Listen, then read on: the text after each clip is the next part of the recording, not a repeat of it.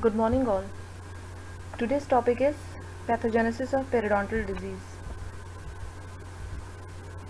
I have made this lecture for BDS students.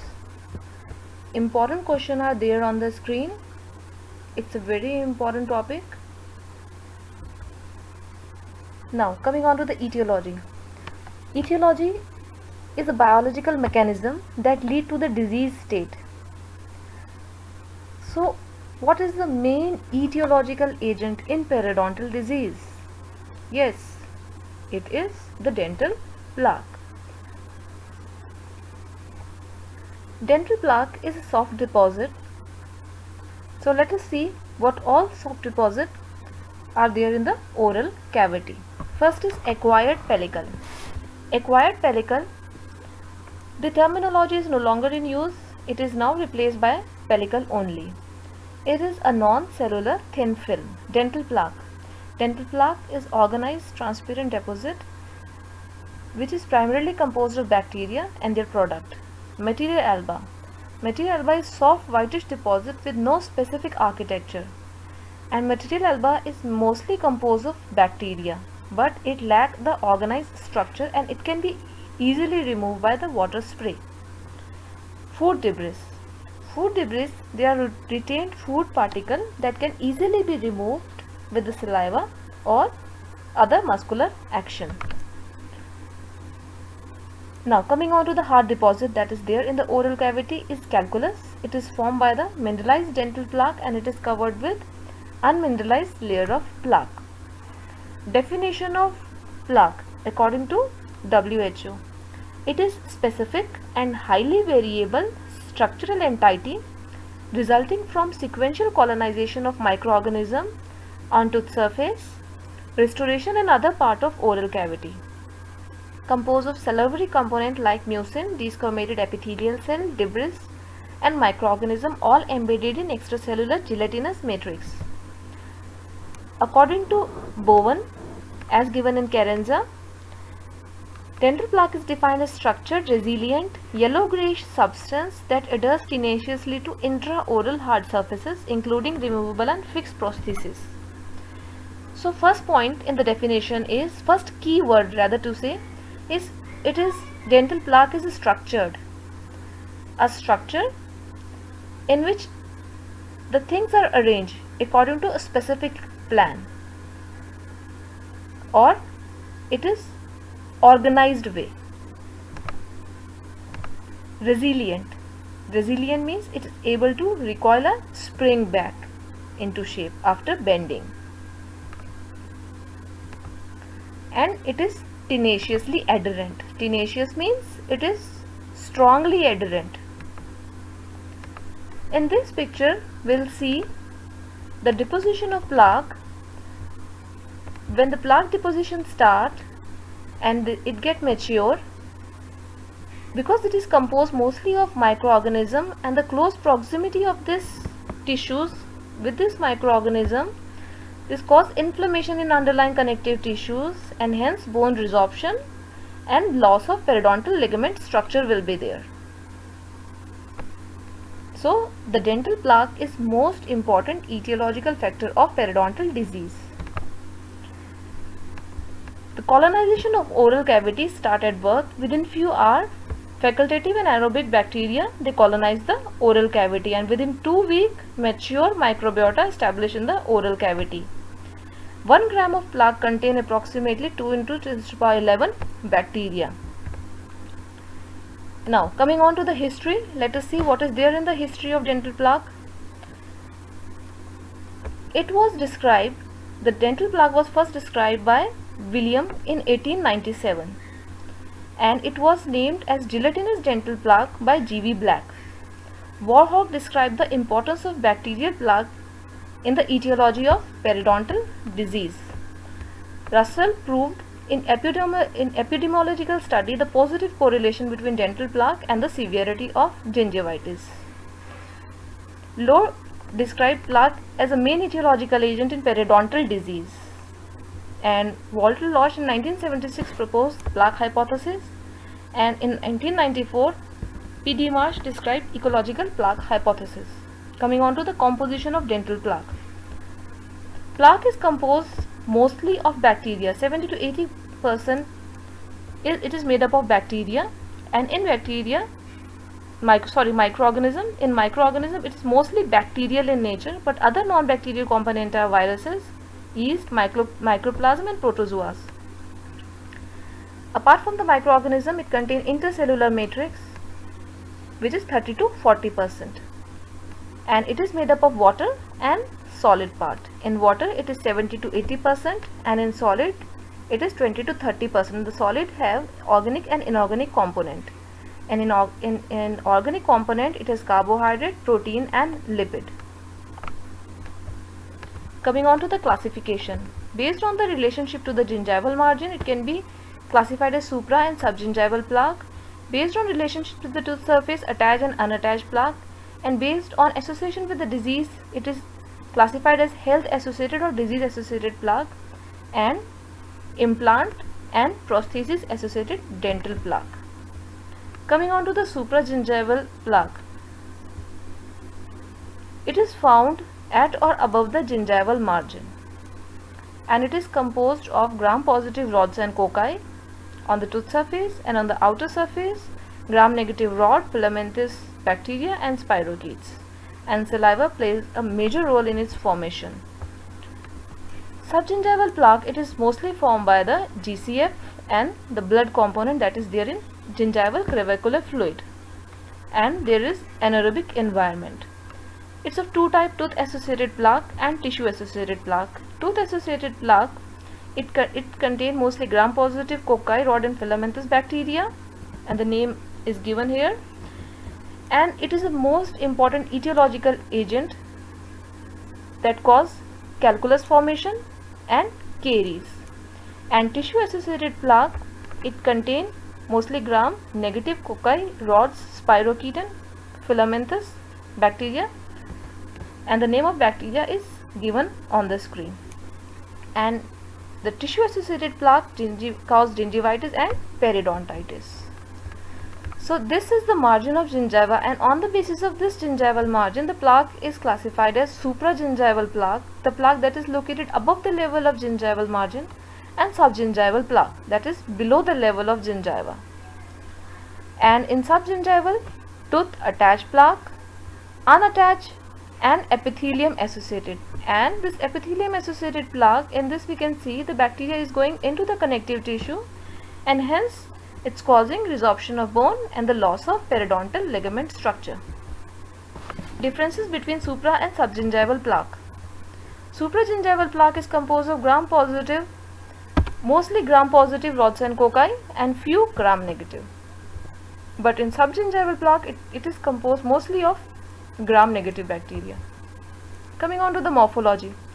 Supragingival plaque contain mostly cocci, rods, and filamentous bacteria, and very less of spirochetes. But subgingival contain mostly rods and spirochetes. Supragingival plaque, it is aerobic in nature, and subgingival plaque, it is mostly anaerobic. Energy source of supragingival, I'll be explaining you in detail this energy source, how the supragingival and subgingival plaque differ in their energy sources. So the supragingival plaque, they are carbohydrate fermenting. They basically ferment the carbohydrate that is there in the saliva.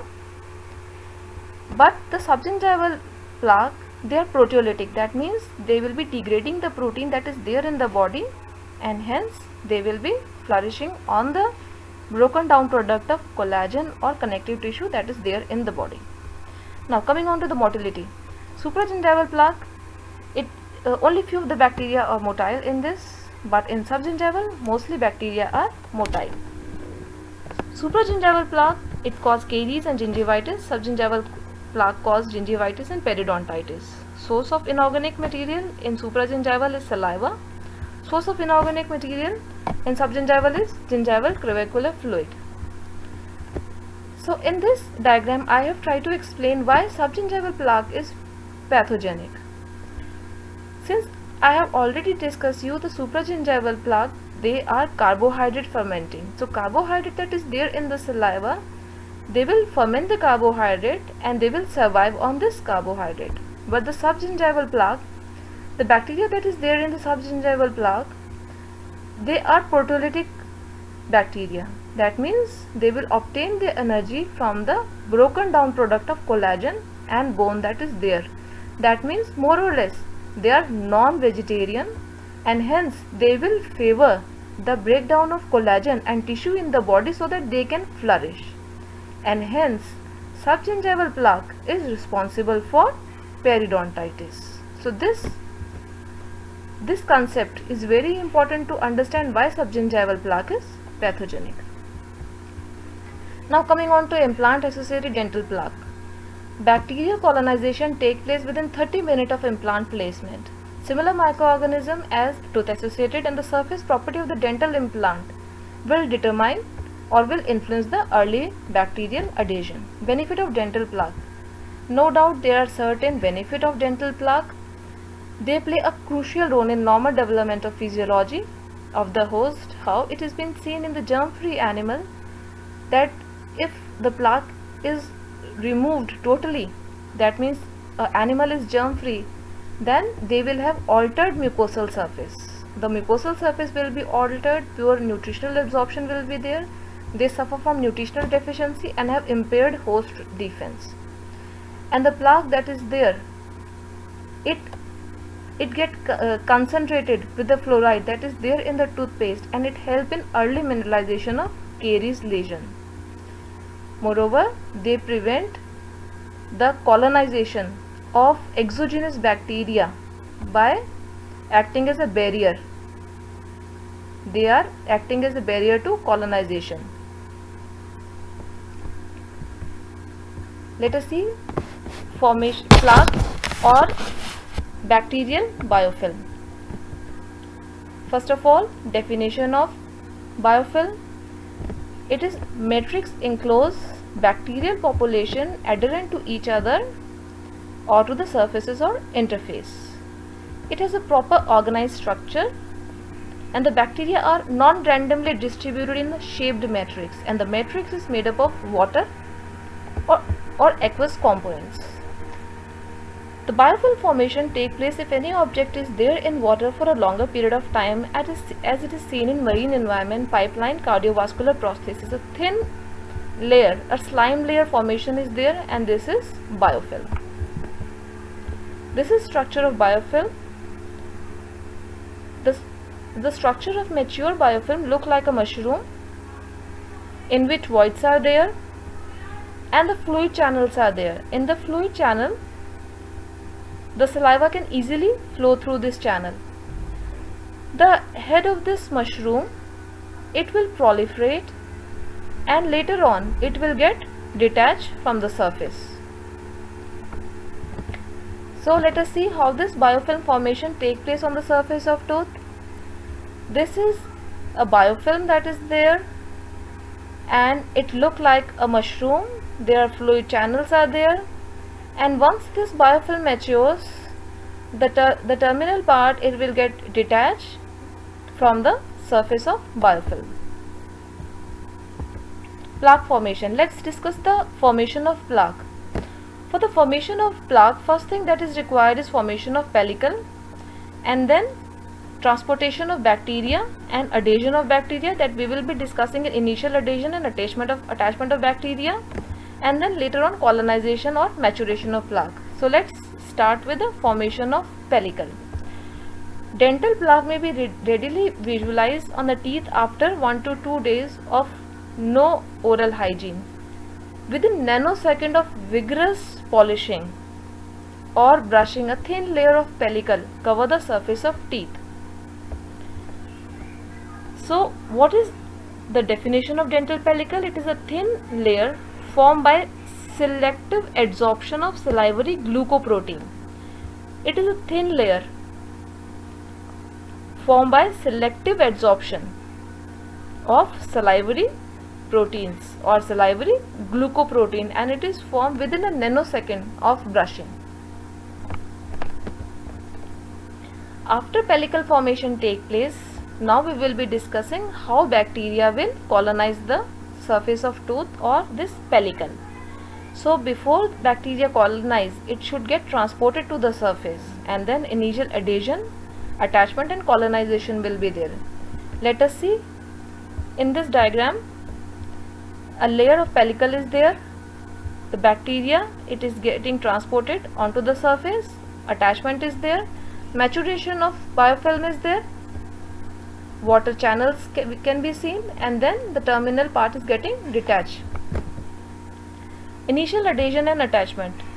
Buescher gave this concept and he divided the stage in 4 stages. First is transportation to the surface, initial adhesion, attachment and colonization, and biofilm formation. First is transportation of bacteria. In this diagram, I have tried to explain how the transportation of bacteria takes place onto the surface of pellicle or onto the surface of tooth. So, as I have already told you, pellicle is formed by selective adsorption of salivary glucoprotein. This is schematic diagram that I have drawn in order to clear the concept of plaque formation. So consider this as a pellicle or surface of tooth. First thing that will take place is transportation. This bacteria will get transported to this pellicle surface, and how this movement will take place? It is by either sedimentation or Brownian movement. So after transportation, when the distance is reduced to 5 to 20 nanometer, the initial adhesion will take place. This initial adhesion, it will depend upon the distance that will be there between the bacteria and the pellicle. If the distance is 5 to 20 nanometer, the forces acting on the bacteria, they are weak. So either bacteria will go and stick onto the pellicle, or either bacteria will get away from the pellicle, because it is a reversible process. This is a reversible process. So this stage where the bacteria is in reversible state of binding, this is known as secondary minimum. Now, in initial adhesion, last phase is primary minimum. When the distance is reduced to less than 2 nanometer, then irreversible binding will take place.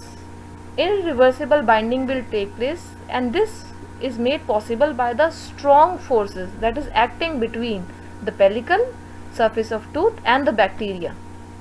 Now bacteria is no longer free to move around.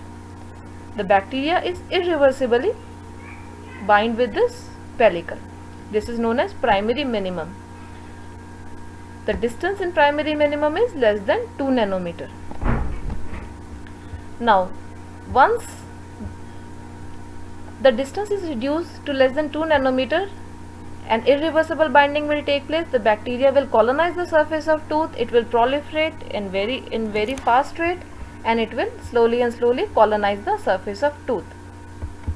Now let us see how this will take place in oral cavity. First of all, transportation of bacteria onto the surface of pellicle or tooth. First is sedimentation.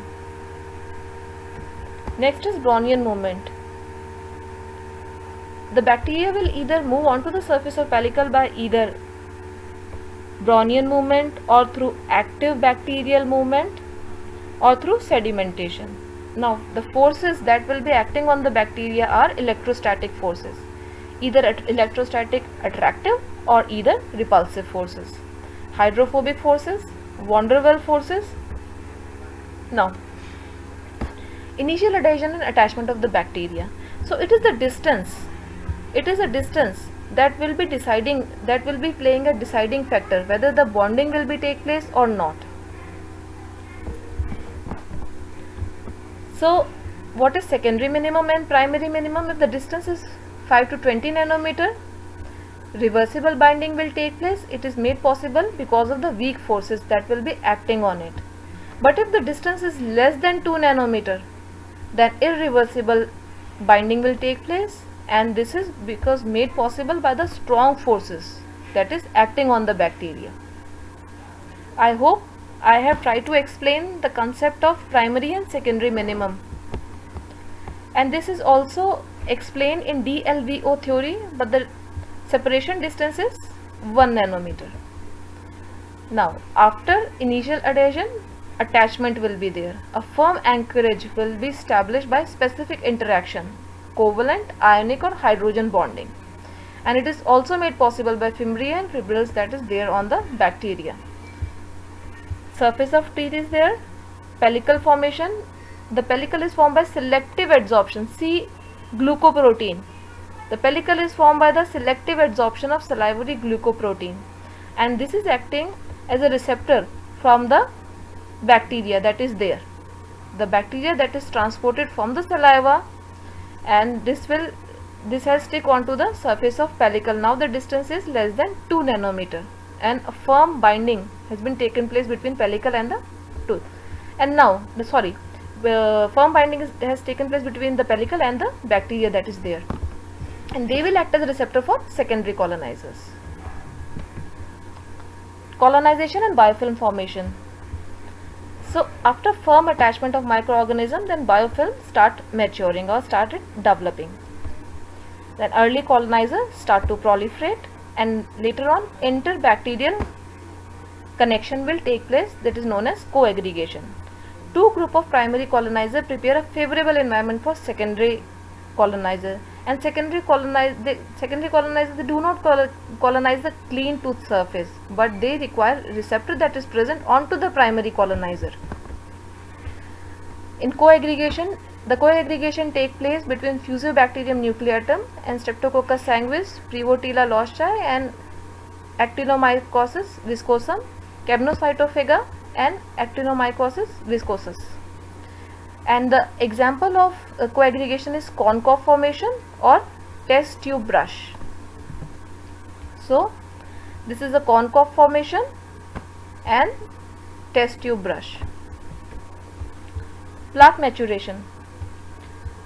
In plaque maturation, initially primary colonizer will colonize the surface of tooth, and later secondary colonizer will come. Primary colonizer colonize the clear tooth surface. They form the member of yellow and purple complexes that we will be discussing later on, and the bacteria will be Streptococci and Actinomycetes.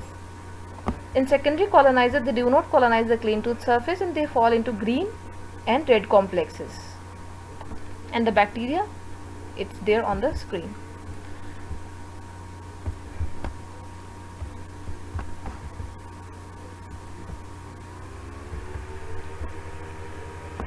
Gram positive use sugar as energy source and saliva as carbon source, that I have already tried to explain you.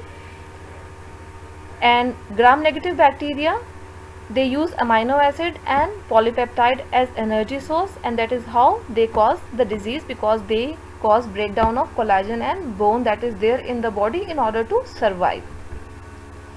Microbial complexes was explained by Sokerensky in 1998, and it is the complexes, they are given various colors, and out of this the red color bacteria that is there, Porphyromona gingivalis, Treponema denticola, Tenerella forest, the true association has been established between the bacteria of red complex and periodontal disease, and this is very important.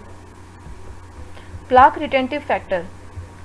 Surface irregularities, restorative material, removal partial denture, caries lesion, orthodontic therapy, erupting teeth, abnormal tooth position and calculus. Hypothesis. Various hypotheses have been given, and first is non-specific plaque hypothesis, specific plaque hypothesis and ecological plaque hypothesis. We will be discussing in detail. First of all, non-specific plaque hypothesis. According to this hypothesis, the periodontal disease is from accumulation of plaque. The whole plaque that is there, it liberates toxin and which cause the disease. Later on, the hypothesis was discarded, but still the treatment is based on this concept. Drawback. An individual with considerable amount of plaque with gingivitis never develop periodontitis. And the site specificity of the plaque. Specific plaque hypothesis. After the introduction of microscope, True association was proved between bacteria and the disease. So introduction of specific plaque hypothesis came into being. Only certain plaque is pathogenic and its pathogenicity depends upon the presence of specific microorganism. Not all the plaque is pathogenic. Increase in specific microorganism is associated with the disease. For example, Aggregatibacter actinomycetam comitan is associated with localized aggressive periodontitis. Ecological plaque hypothesis was given by T.D. Marsh in 1994. A change in the key environment factor will trigger a shift in the balance of resident plaque microflora, and this might predispose a site to disease. And according to the hypothesis, there is the ecology is there, and when this ecological environment when there is any interference in this environment, then disease will develop. When the ecosystem of the bacteria it is getting disturbed, then only disease will be there. Major drawback of non-specific plaque hypothesis is that all the patients who have the plaque or those who have gingivitis, they do not develop periodontitis. And the drawback of specific plaque hypothesis: many of the organisms observed in periodontal health were also observed at the disease site. And in ecological plaque hypothesis, genetic factor of the host is not addressed. Thank you.